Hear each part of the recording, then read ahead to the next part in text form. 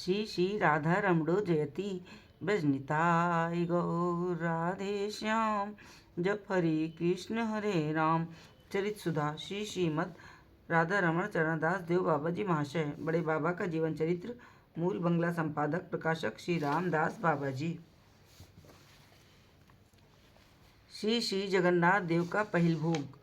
देखते देखते पौष मास आ पहुंचा। जगन्नाथ जी के पहिल भोग की लीला प्रारंभ हुई। इस समय जगन्नाथ जी के वात्सल्य सेवा होती है। रात्रि में 4 बजे के पहले ही मंगल आरती के पश्चात नाना प्रकार का पीठा पाना भोग लगता है।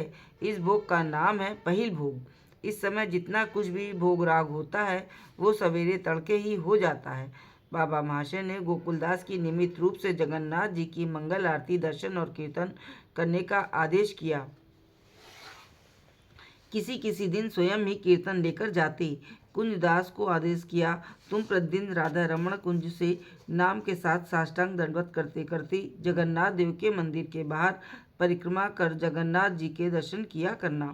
इस समय गोविंद दादा के यत्न और आग्रह से बहुत थोड़े परिमाण में खिचड़ी पकाकर ठाकुर जी को भोग लगाया जाने लगा।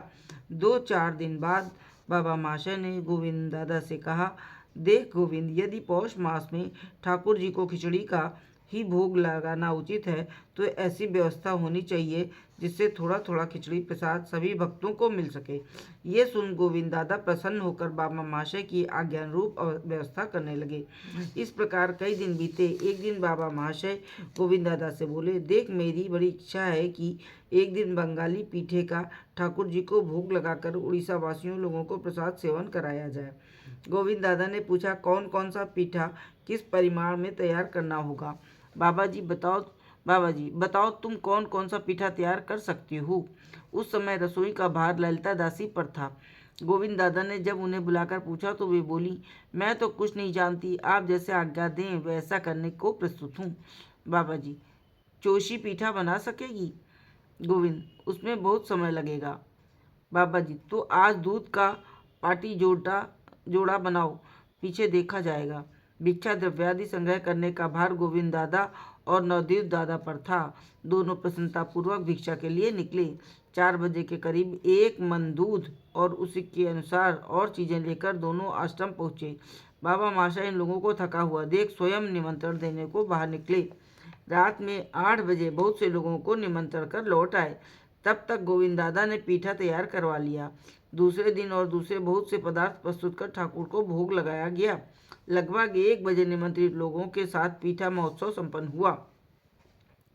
गोकुल दादा रोज रात को 1 बजे नरेंद्र सरोवर में स्नान कर नाम करते करते श्री जगन्नाथ देव की मंगल आरती के दर्शन करने के पश्चात 10 बजे लौटते। महीना खत्म होने को था। एक दिन 8 बजे के लगभग अद्वैत दास आकर बाबा जी महाशय से बोले, गोकुल दादा को भयानक सर्दी बुखार हो गया है, आज मंगल आरती के दर्शन के लिए नहीं जा पाएंगे। ये सुनकर बाबा महाशय क्रुद्ध भाव से बोले, ये सब मुझे पहले ही क्यों नहीं बताया? नियम भंग करने से बड़ा अन्याय होता है। ये कहकर एक दूसरे आदमी को मंदिर भेज दिया। गोकुल को भयानक ज्वर था। इन दिनों से ये लोग पुराना डागर छोड़ हरीश बाबू के मकान में आ गए थे। बाबा जी महाशय नीचे की एक कोठरी में रहते थे। साथियों में से कुछ नीचे दूसरी कोठरियों में और कुछ ऊपर की मंजिल पर रहते थे। गोकुल दादा को ऊपर की मंजिल से नीचे की एक कोठरी में लाना था। ज्वर के साथ साथ उनमें चित्तभ्रम के कुछ लक्षण भी दिखाई देने लगे थे। 10 बजे तुलसी परिक्रमा करने का हठ करने लगे तो बाबा जी महाशय बोले, अच्छी बात है, 2 आदमी पकड़कर इन्हें परिक्रमा करा दो। किंतु गोकुल दादा उनकी बात न मानकर बोले, आपको आदेश पाकर बिना किसी की सहायता के मैं स्वयं ही परिक्रमा कर लूँगा। ये कहकर बिना किसी की सहायता के एकमात्र गुरुदेव के आदेश के बल से स्वयं तुलसी परिक्रमा की। फिर सबको यथा योग्य प्रणाम वंदना कर और वैष्णव अधर्मत बांधकर आकर लेट गए। रात में लगभग 8 बजे बाबा जी महाशय से बोले, मुझे एक रास कीर्तन सुना दीजिए।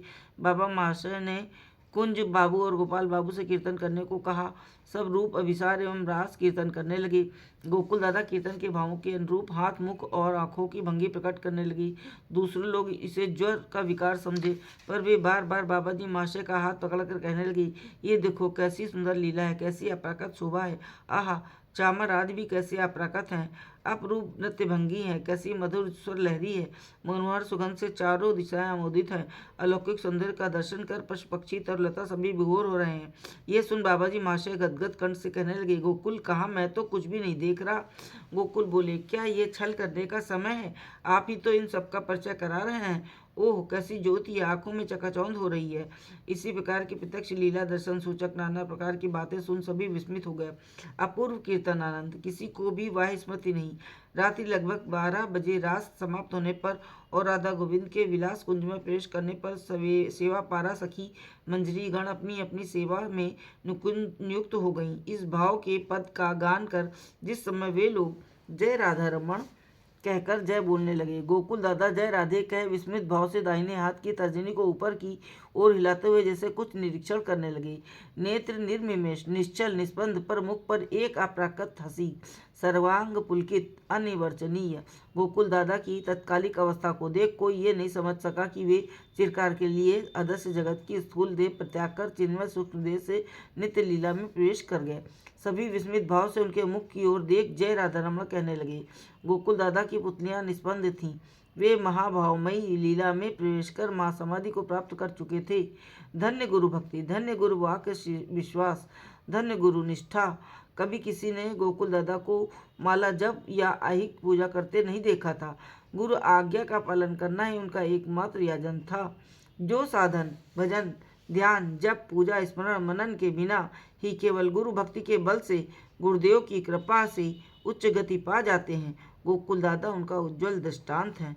उस रात सबने गोकुल दादा को घेर कर शयन किया। उन्हें उस प्रकार लेटा देख कोई नहीं जान सकता था कि वे मर गए हैं। दूसरे दिन सुबह बाबा जी महाशय के आदेश से सभी